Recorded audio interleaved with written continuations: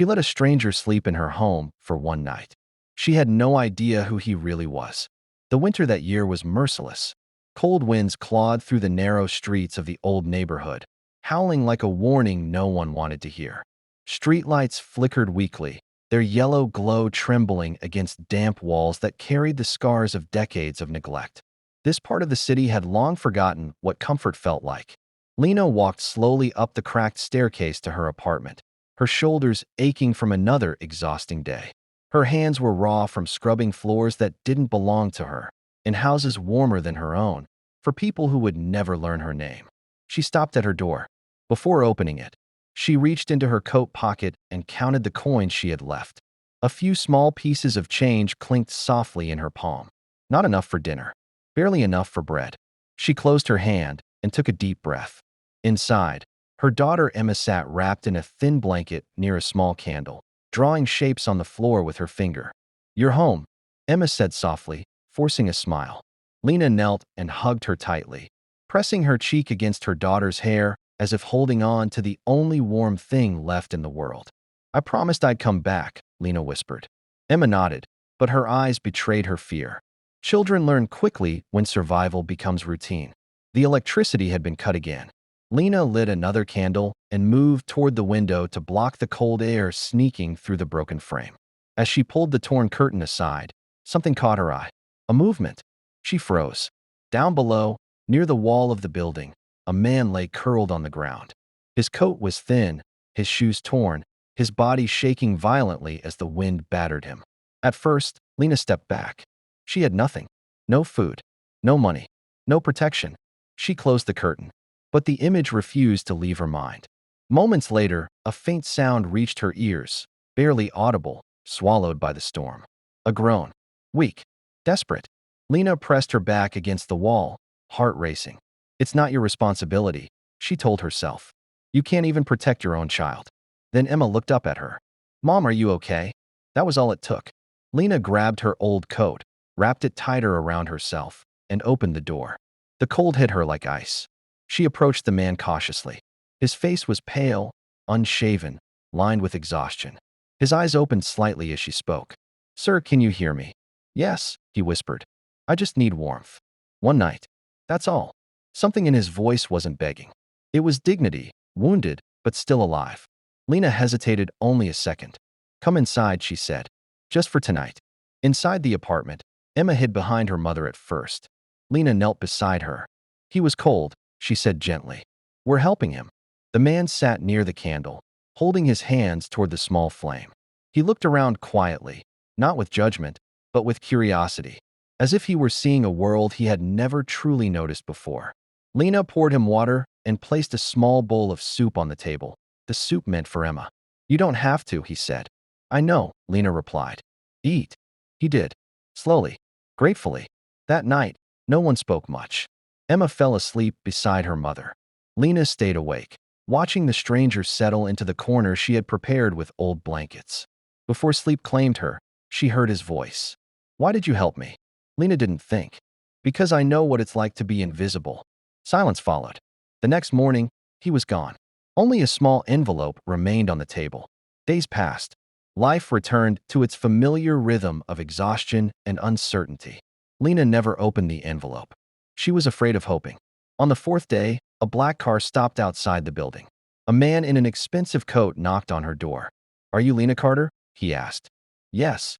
I work for Mr. Jonathan Hale." The name meant nothing to her, until the man continued. "The gentleman you helped is the CEO of one of the largest investment firms in the country." Lena's knees weakened. "He lost everything once," the man added, "and he wanted to see who he had become without it." The envelope contained a handwritten note. "Kindness is the only wealth that never disappears. You gave me more than shelter. You reminded me who I was." Below it was an address. And that was only the beginning. The night before the visit felt endless. Lena barely slept. Every time she closed her eyes, she saw the stranger's face. The way he had studied her small apartment, not with disgust, but with something closer to recognition. As if the peeling walls and flickering candle had awakened memories he had buried long ago. At dawn, she stood in front of the cracked mirror, adjusting her modest scarf and smoothing her faded clothes. They had lost their color from years of washing, but they were clean. That was all she had. She sighed. "This isn't a place for someone like me," she whispered.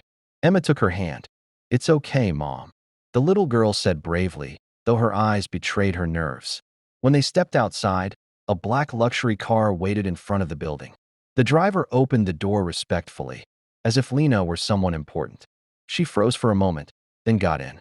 Emma stared wide-eyed at the leather seats, the quiet hum of the engine, the world passing by the window like something from a dream.